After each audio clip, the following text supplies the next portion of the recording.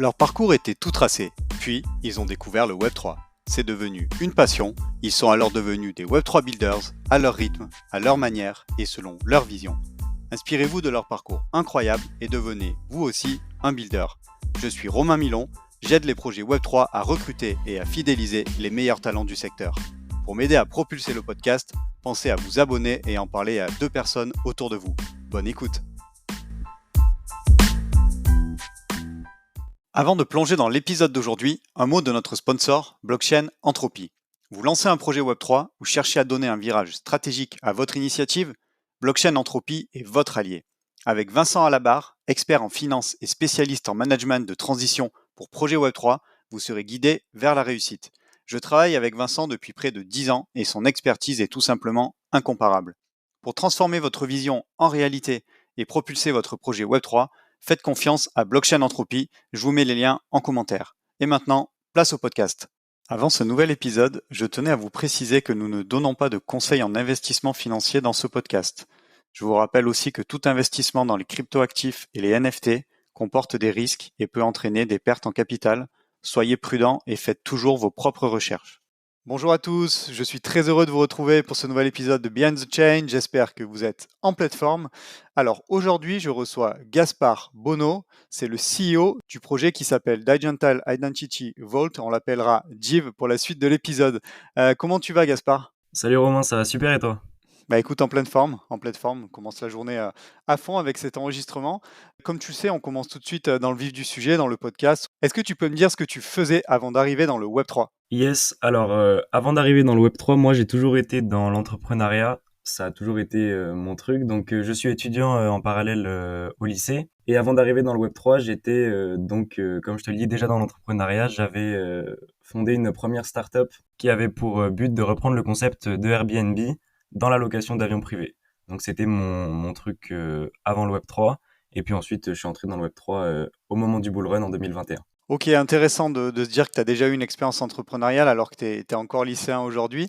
Tu peux me parler de ce qui t'a donné envie de rejoindre le secteur et quand est-ce que tu en as entendu parler pour la première fois? Yes, alors bon, au début, l'envie de rejoindre le secteur, je pense que c'était comme pas mal de personnes au moment du bull run, c'était purement spéculatif en fait. Moi, j'ai rejoint en octobre 2021, donc vraiment à la pire période, par les biais d'un ami qui était en train d'investir à ce moment-là. Et donc au début, voilà, c'était purement spéculatif. Et puis en fait, j'ai pas lâché et malgré mes nombreuses pertes, je suis resté dans le secteur après ces premiers investissements. Donc oui, au début, c'était purement spéculatif mon entrée en Web3. Et justement, alors est-ce que tu peux nous parler de la transition vers, on va dire, un passage plus pro dans le secteur, puisqu'aujourd'hui tu es en train de build un projet. Voilà, qu'est-ce qui fait que tu passes du spéculatif, et aujourd'hui il y a des millions de personnes qui investissent, à te dire, tiens, aujourd'hui je vais build mon propre projet, monter une team et c'est parti. Yes, bah moi en fait c'était la curiosité, je dirais, qui a pris le dessus après mes pertes.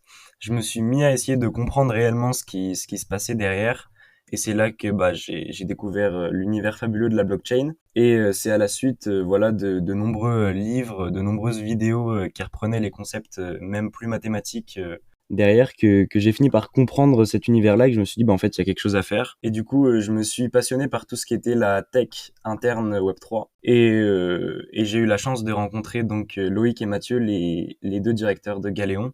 Et c'est voilà à la suite d'un stage dans la startup que je me suis dit bah en fait c'est ce que je veux faire, je veux build dans le Web3.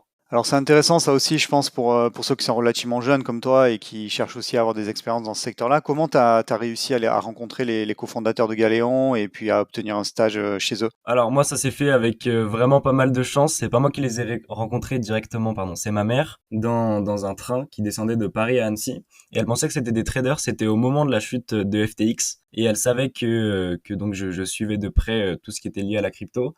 Et elle leur a demandé ce qu'ils faisaient. Et ils leur ont dit qu'ils avaient une startup sur Annecy, et elle leur a demandé cash si c'était possible que je fasse un stage. Je l'avais eu au téléphone juste avant. Elle m'avait dit qu'elle était à côté d'eux dans le train. Et donc c'est comme ça que je les ai rencontrés un peu par hasard, et on a très rapidement sympathisé en fait. Et du coup, est-ce que tu dirais que c'est ce stage-là qui t'a vraiment validé définitivement l'envie de te lancer dans un projet Web3? Je dirais qu'en fait, avant le stage, j'étais déjà complètement impliqué dans cette idée de projet Web3, mais que j'avais l'impression d'être un peu seul.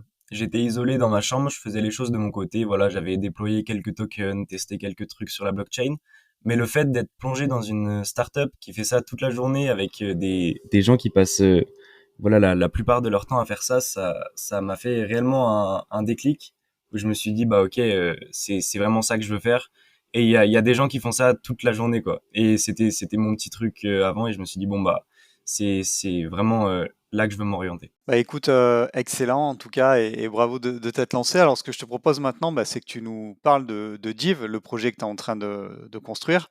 Peut-être que tu nous dises déjà, voilà, quelle est cette idée et puis, voilà, à quoi tu cherches à répondre en termes de points de douleur avec ce projet-là? Yes. Alors l'objectif de Div au début, je suis parti d'un constat assez simple, c'était que le traitement de données, il n'était pas assez sécurisé et décentralisé pour moi. Enfin de toute façon, dans l'écosystème dans lequel on travaille, il est pas du tout décentralisé. Et donc je me suis dit bah la donnée c'est quand même ce que tout le monde produit tous les jours et il y a peut-être quelque chose à faire d'un point de vue décentralisation et sécurité. Et donc, je me suis associé avec deux amis en février 2023. C'était déjà avant le stage chez Galéon quand même. Et je me suis dit, bah, il y a quelque chose à faire et on va aller jusqu'au bout et on va essayer de trouver une solution à cette problématique. Et donc, en fait, au fur et à mesure de fil en aiguille, on s'est orienté vers un protocole de cybersécurité qui utilise plusieurs fonctions de chiffrement, de décentralisation interne pour à la fin émettre un NFT qui est relié directement. Donc pour l'instant, on traite uniquement des PDF. Voilà, c'est la bêta du projet. Mais à long terme, on espère pouvoir traiter tout type de données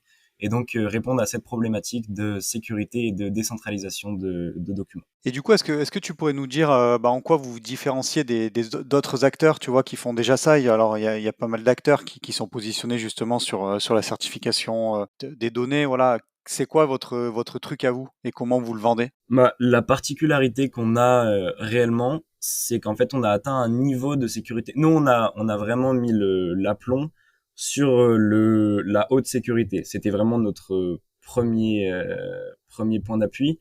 Quitte à laisser de côté, je dirais, la scalabilité pendant un certain moment, on préférait voilà, se positionner sur quelque chose de très sécurisé. Et on a atteint aujourd'hui un niveau de sécurité pour nos données qui n'existe pas dans le privé. C'est-à-dire que aujourd'hui, tu vas essayer d'aller sécuriser n'importe quel document.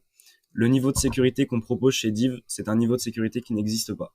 Et c'est ce qui fait en fait qu'on se différencie des concurrents, c'est que alors oui, pour l'instant notre système est un peu plus long, un peu plus compliqué à mettre en place. On est en train de l'améliorer en ce moment avec une meilleure interface utilisateur. Mais par contre, à la fin, on promet un niveau de sécurité qui n'existe pas. Donc c'est pour l'instant sur cet argument-là qu'on essaye de jouer. Et alors, ce que je te propose, c'est justement qu'on parle de l'expérience utilisateur, parce que tu sais, pas mal de personnes que j'ai reçues dans le podcast, quand je leur pose la question sur, voilà, c'est quoi aujourd'hui ce serait quoi ton Web3 idéal dans 10 ans, comment tu vois évoluer l'écosystème, c'est beaucoup mettre en avant bah, le manque encore d'expérience utilisateur et le fait qu'il n'y a pas encore eu un cas d'usage waouh, tu vois, comme par exemple ChatGPT avec l'IA. Du coup, vous, en termes d'expérience utilisateur, si demain j'utilise votre solution, tu vois concrètement, en quelques étapes, comment ça se passe et qu'est-ce que je fais? Tu dois te diriger sur notre site. On a une page, alors elle n'est pas encore disponible maintenant, elle sera disponible dans les prochaines semaines. Une page sur laquelle tu pourras télécharger notre logiciel, qui se téléchargera donc automatiquement sur ton ordinateur. Tu arriveras sur une interface extrêmement basique où on te demandera en fait d'ouvrir le fichier que tu cherches à sécuriser. On va te demander d'entrer un premier mot de passe, puis un second mot de passe et ton adresse publique Ethereum. C'est les trois champs que tu auras à remplir toi. Et ensuite, sur ton adresse Ethereum, tu auras un NFT qui sera donc généré, qu'on t'enverra. Et depuis ce NFT, tu auras un lien. Il suffira à ce moment-là, depuis ton portefeuille, de cliquer sur le lien, d'entrer le premier code que tu avais réalisé auparavant, le second, et tu auras accès à ton PDF.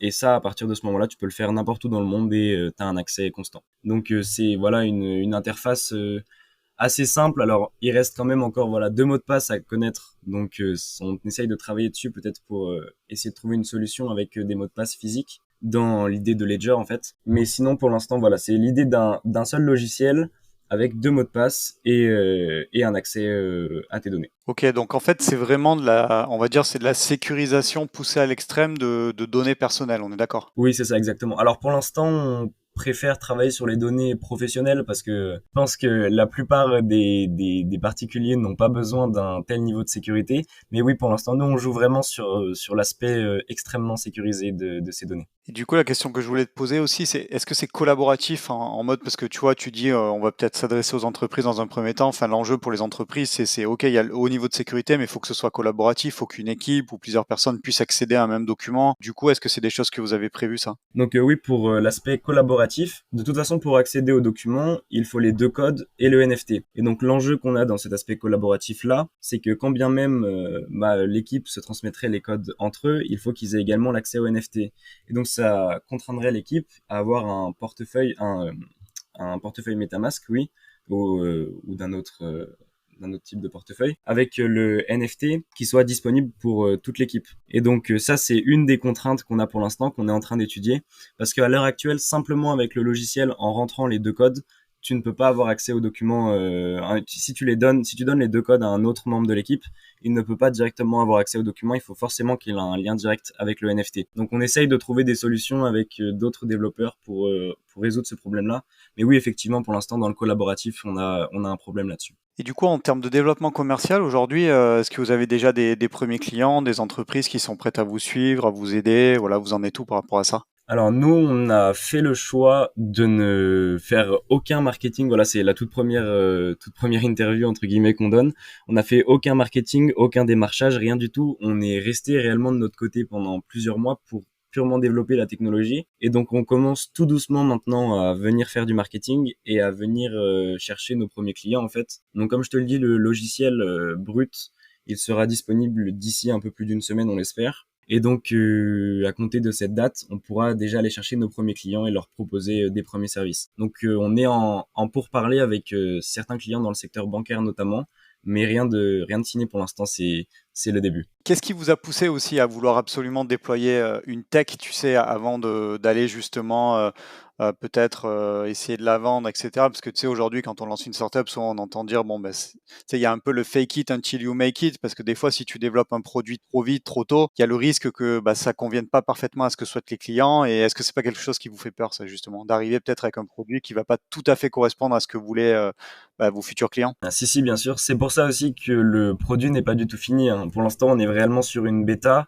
et elle sera évidemment amenée à varier en fonction des désirs de nos clients. On a fait ce choix parce qu'on ne voulait pas en fait que faire un marketing, je dirais, trop poussé et que après derrière les clients aient une impression de vide dans la société. On voulait construire de bons piliers solides pour que dès que n'importe quel client ou n'importe quel particulier souhaite comprendre ce qu'il y a réellement derrière, il voit un logiciel qui fonctionne avec une réelle utilité derrière. Donc évidemment, on devra ajuster sûrement la technologie en fonction des besoins, mais on s'est quand même entretenu avec certains acteurs Web3, certains entrepreneurs.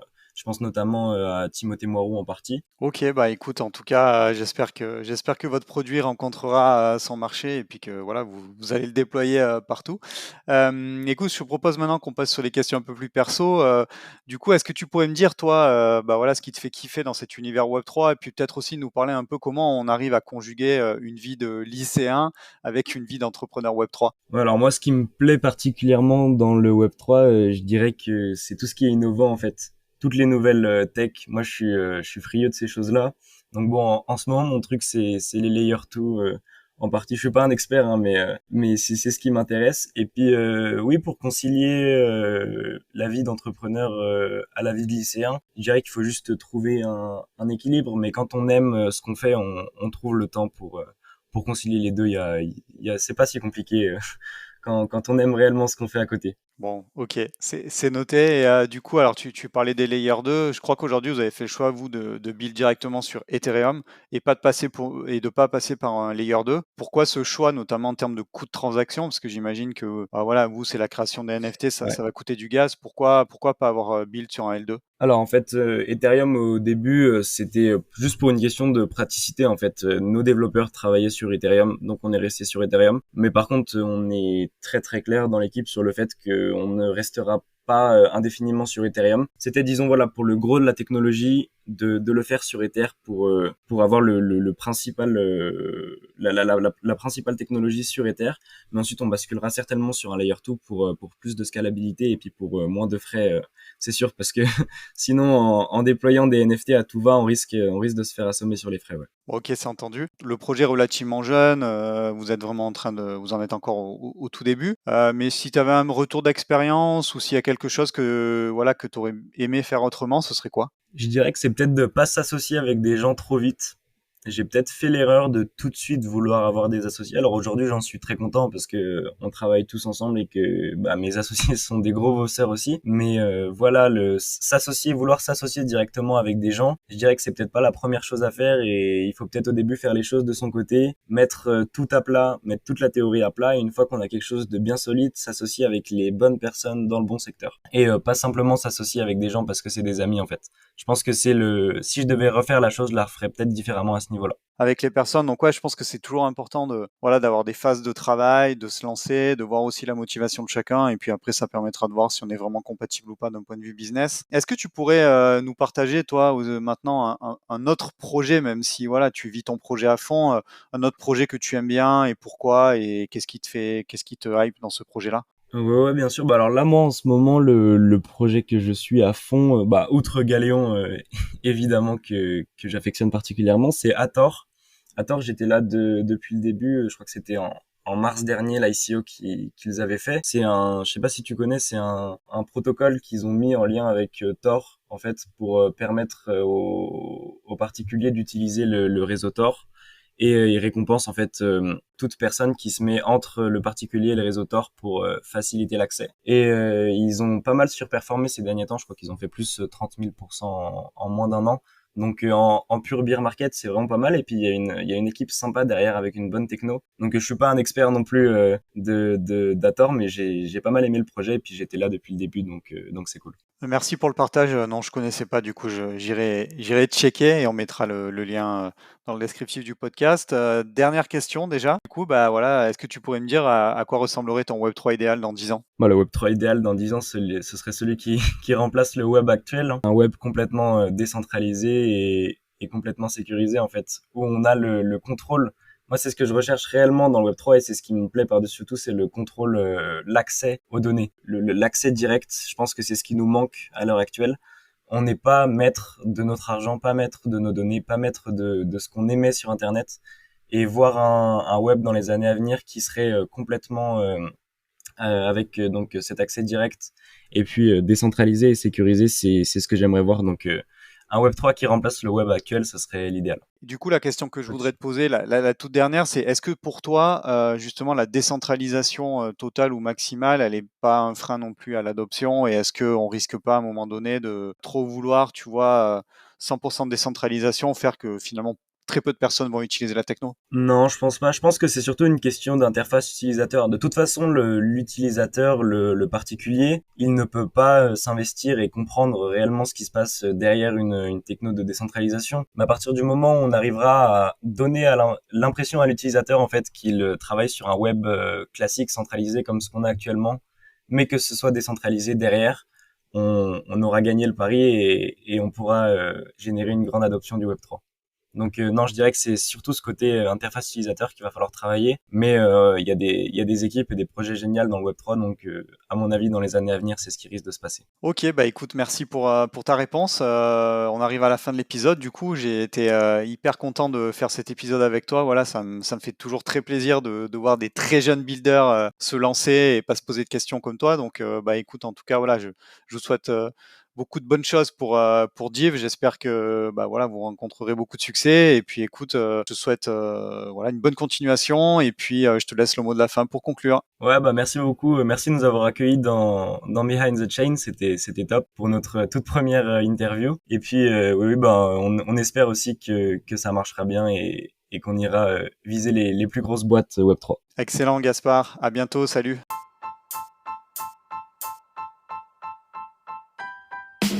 Merci d'avoir écouté cet épisode jusqu'au bout. Pour m'aider à propulser ce podcast, je vous invite à me laisser la meilleure note possible ainsi qu'un commentaire sympa. À très vite pour découvrir un nouveau talent du Web3.